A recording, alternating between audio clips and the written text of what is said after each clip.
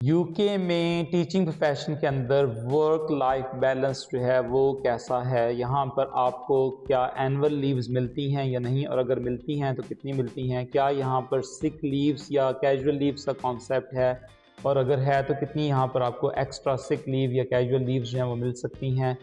अगर आप बीमार पड़ जाएं यूके के अंदर स्कूलों के अंदर तो फिर क्या होता है। क्या स्कूल टिश्यू पेपर की तरह आपको फेंक कर आपकी नई रिप्लेसमेंट तलाश कर लेते हैं, या आपको उन छुट्टियों की जो छुट्टियां बेसिकली आपको करनी पड़ती हैं बीमारी की वजह से, क्या आपको उनकी सैलरी मिलती है या नहीं मिलती। उसके अलावा जब आपका डे क्लोज़ हो जाता है तो क्या आपको घर अपना कोई थोड़ा बहुत काम जो है स्कूल से रिलेटेड, क्या वो घर जाकर भी करना पड़ता है या नहीं करना पड़ता। और इससे जुड़े बहुत से ऐसे सवाल जो आजकल मुझसे इनबॉक्स में ईमेल्स के अंदर पूछे जा रहे हैं, क्योंकि बहुत सारे लोग इस टाइम पे कंसिडर कर रहे हैं पीजीसी विद यूटीएस करके यूके में एज अ टीचिंग प्रोफेशन को ऑप्ट करने में, लेकिन ऑब्वियसली उनके जहन में कुछ कन्फ्यूजन थी।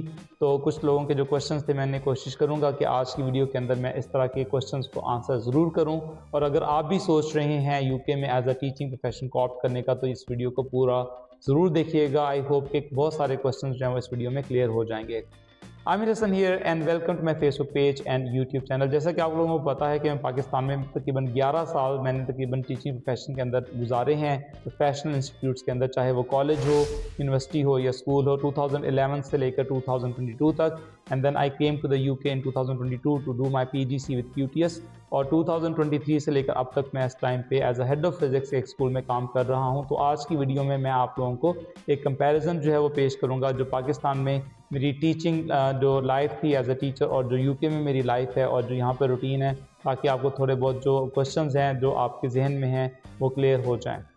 तो सबसे पहला जो क्वेश्चन है वो आता है कि आपको नंबर ऑफ़ लेसन्स जो हैं वो कितने पढ़ाने पड़ते हैं। अगर मैं पाकिस्तान की बात करूं तो पाकिस्तान के अंदर मुझे अगर लेट्स से 5 लेसन्स हैं डे के अंदर, तो मुझे कम से कम 4 लेसन्स जो हैं पाकिस्तान में मैं वो पढ़ाया करता था। और जब मैं विजिटिंग में चला गया तो विजिटिंग के अंदर ऑब्वियसली मैं डिफरेंट स्कूलों में काम कर रहा था, तो वहाँ पर जो मेरे number of lessons per day थे वो 7 लेसन्स पर डे थे, बैक टू बैक एक स्कूल से दूसरे स्कूल। लेकिन अगर हम यूके के स्कूल्स की बात करें तो यूके के अंदर जनरली यहाँ पर 1 घंटे का लेसन होता है और दिन में 5 लेसन्स जो हैं वो होते हैं। यानी कि अगर आप लेट्स से 8 बजे स्कूल आपका लेट्स से स्टार्ट होता है, तो उसमें ऑब्वियसली फॉर्म टाइम होता है, बीच में लंच टाइम है, ब्रेक टाइम है, तो वो तमाम टाइम अगर आप निकाल लें तो नंबर ऑफ़ आवर्स जो टीचिंग आवर्स बनते हैं वो 5 बनते हैं। अब उसमें से कितने घंटे आपने पढ़ाना है, ये मेन क्वेश्चन है। तो अगर आप यूके के स्कूल्स की बात करें तो यहाँ पर जो टाइम टेबल बनता है वो 2 वीक्स टाइम टेबल बनता है, वीक 1 और वीक 2 का। जिस तरह पाकिस्तान में हर वीक के बाद टाइम टेबल रिपीट होता है, लेकिन यूके के अंदर जो टाइम टेबल की रिपीटिशन आती है वो हर 2 हफ्ते के बाद आती है। यानी कि जो मेरा स्केड्यूल है वीक 1 का वो थोड़ा सा डिफरेंट होगा compare to my week 2 schedule.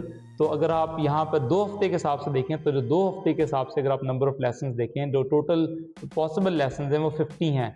5 lessons a day, तो एक हफ्ते में 5 दिन होते हैं, तो 25 लेसन्स, और उसके बाद 25 लेसन्स जो हैं वो आपके सेकंड वीक में होंगे, तो टोटल 50 लेसन्स बनते हैं। अब इसमें से आपने जो 40 लेसन्स हैं एज़ पर रिक्वायरमेंट वो पढ़ाने हैं। वो 38 से लेकर 41 लेसन्स तक की फिगर है जो आपने लाजमी पढ़ाने हैं। उसके बाद ऑब्वियसली अगर कोई टीचर छुट्टी पे चला जाता है या किसी वजह से बीमार हो जाता है, तो आपको ये भी कहा जा सकता है कि आप कवर लेसन जो है उस टीचर की जगह पर जाकर लें।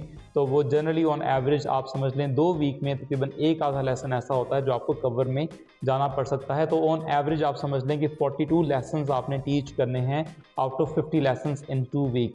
और पाकिस्तान में भी अगर मैं देखूं तो मोर लेस यही वर्क लोड है टीचर्स के ऊपर। If I am not wrong, जो मेरी अपनी प्रोफेशनल कमिटमेंट रही है तो उसमें जो मेरा जो अपना एस्टीमेट है, जो मैंने अपनी लाइफ गुजारी है एज ए टीचर, तो तकरीबन वही बात है कि पाकिस्तान में भी जो नंबर ऑफ़ लेसन्स हैं वो आपको उतने ही पढ़ाने पड़ते हैं। तो तकरीबन यूके में जो कंपैरिजन है उसके हिसाब से पाकिस्तान और यूके के लेसन्स ऑलमोस्ट सेम हैं।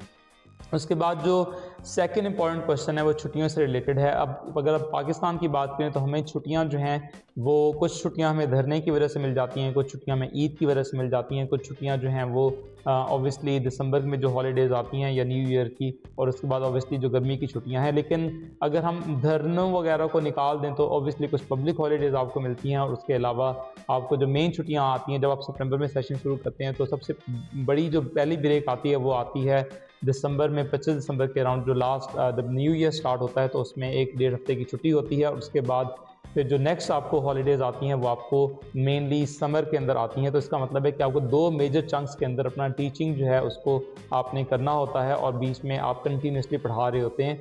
जबकि यूके में अगर इसको कंपेयर किया जाए तो यूके के अंदर काफ़ी अच्छा सिस्टम मुझे लगा, क्योंकि यहाँ पर जनरली ऐसा होता है कि जैसे ही सितंबर में स्टार्ट करते हैं सेशन तो तकरीबन 6 हफ्ते के बाद यानी कि अक्टूबर के एंड में 1 हफ्ते की इसको हाफ टर्म ब्रेक कहा जाता है वो मिलती है। उसके बाद फिर 5 से 6 हफ्ते आपने पढ़ाना होता है। उसके बाद क्रिसमस की हॉलीडेज़ आ जाती हैं 2 हफ्ते की, इंक्लूडिंग हैप्पी न्यू ईयर। और उसके बाद ऑब्वियसली जो नेक्स्ट आपके पास छुट्टियां आती हैं वो जनवरी में। ऑब्वियसली जब आप नया सेशन जब नई टर्म स्टार्ट करते हैं तो फिर आपने 5 से 6 हफ्ते पढ़ाना होता है। उसके बाद फिर आपको 1 हफ्ते की छुट्टी मिल जाती है, फिर आप 4 से 5 हफ्ते पढ़ाते हैं। फिर आपको 2 वीक्स की ईस्टर हॉलीडेज़ आ जाती हैं। फिर आपकी थर्ड टर्म स्टार्ट होती है यूके के अंदर, जिसमें फिर 4 हफ्ते 5 हफ्ते पढ़ाने के बाद आपको हाफ टर्म ब्रेक मिलती है। उसके बाद फिर आप 5 से 6 हफ्ते 7 हफ्ते पढ़ाते हैं। उसके बाद आपको 6 वीक की जो समर ब्रेक है वो मिलती है। तो अगर आप इसको कैलकुलेट करें तो तकरीबन आप ये हिसाब लगा लें कि आपको 3 हाफ टर्म ब्रेक्स, उसके बाद 3 वीक्स की, और उसके बाद 2 वीक्स की क्रिसमस और न्यू ईयर हॉलीडेज़, और फिर उसके बाद 2 वीक्स की ईस्टर हॉलीडेज़। तो ये बना 3 + 2 5 + 2 7, और उसके बाद 6 वीक्स की हॉलीडेज़ जो कि आपकी समर हॉलीडेज़ हैं। तो 13 वीक्स की हॉलीडेज़ आपको ऑफिशियली आप इंटाइटल्ड हैं इसके लिए। यानी कि अगर आप इसको हिसाब लगाएं तो ये पाकिस्तान के तकरीबन 3 महीने बनते हैं। अगर हम कंसिडर करें कि एक महीने में 4 वीक हैं तो तकरीबन 13 वीक्स की आपको हॉलीडेज़ मिलती हैं। लेकिन ये इकट्ठी हॉलीडेज़ नहीं होती, ये स्कैटर्ड होती हैं। अब यहाँ पर जब मैं पाकिस्तान में काम करता था तो आपको हॉलीडेज़ एक अलॉट मिलती थी। एक उसमें होता था कि आपकी लेट्स से 5 सिक लीव्स हैं और आपकी 5 कैजुअल लीव्स हैं। क्या यूके में ऐसा सिस्टम है? यूके में ऐसा कोई सिस्टम नहीं है। आपको जो टर्म के अंदर आपको हॉलीडेज़ मिलती हैं वही मिलती हैं। कोई भी सिक लीव का या कैजुअल लीव का यहाँ पर कॉन्सेप्ट नहीं है। अब डिफरेंट स्कूल्स की डिफरेंट पॉलिसी है। अगर आप कोई छुट्टी करते हैं एक्स्ट्रा तो हो सकता है कि आपकी उस दिन की सैलरी कट जाए।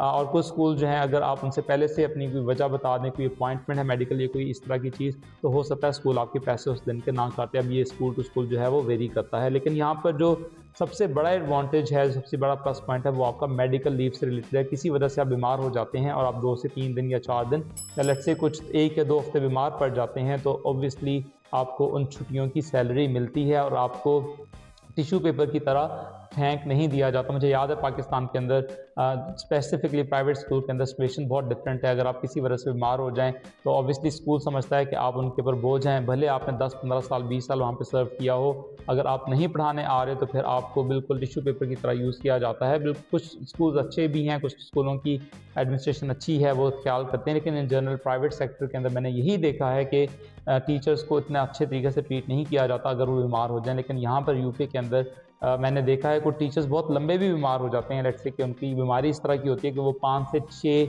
हफ्ते के लिए या 2 से 3 महीने के लिए उनको एब्सेंट रहना पड़ता है कोई ना कोई सर्जरी की वजह से। तो स्कूल उनको पे करता है एज़ पर गवर्नमेंट रिक्वायरमेंट, क्योंकि ऑब्वियसली मेडिकल का ताल्लुक किसी बंदे के इख्तियार में नहीं है। बंदा किसी भी वजह से बीमार हो सकता है, कोई ना कोई इसके साथ हेल्थ इशू हो सकता है, तो एज़ पर गवर्नमेंट रिक्वायरमेंट स्कूलों को पे करना होता है। ऑब्वियसली आपकी जॉब लूज़ नहीं होती। अगर आप अच्छा काम कर रहे थे स्कूल के अंदर तो आपकी जगह वहीं पे रिटेन रहती है और आप जैसे ही बीमारी से वापस आते हैं तो आपको ना सिर्फ सैलरी मिल रही होती है बल्कि आप अपनी जो प्रीवियस पोजीशन होती है उसको आकर आप कंटिन्यू भी कर सकते हैं। तो यहाँ पे आपको एक कंपैरिजन समझ में आया होगा कि यहाँ पर जो ह्यूमन लाइफ है उसकी वैल्यू जो है वो काफ़ी अच्छी है।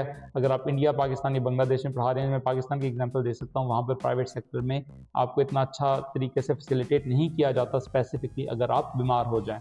उसके बाद जो नेक्स्ट इंपॉर्टेंट क्वेश्चन आता है वो आता है मार्किंग से रिलेटेड, पेपर चेकिंग से रिलेटेड। पाकिस्तान में क्योंकि जनरली हमारा जो सिस्टम है उसमें इकट्ठे ही हम मॉक एग्जाम एक टाइम पे ले रहे होते हैं और इकट्ठे ही टेस्ट जो है वो ले रहे होते हैं मंथ के एंड पे, तो आप पे एक वर्कलोड जो है वो इकट्ठा पड़ जाता है और आपको इकट्ठी मार्किंग करनी पड़ती है। फिर बीच में फ्री टाइम भी आता है। लेकिन यूके के अंदर यहाँ पर इन्होंने एक टाइमलाइन बनाई होती है, जैसे ईयर 7 के, ईयर 8 के, ईयर 9 के, ईयर 10, 11, 12 या 13 जो भी क्लास आप पढ़ा रहे हैं उसके सर्टन अमाउंट के ऊपर, सर्टन टाइम के ऊपर जो है वो पेपर्स लिए जाते हैं। तो आपके पास मार्किंग का जो टाइम है जनरली स्कैटर्ड होता है। आप एक क्लास मार्क करते हैं, कुछ दिनों बाद आपको दूसरी क्लास मार्क करनी होती है।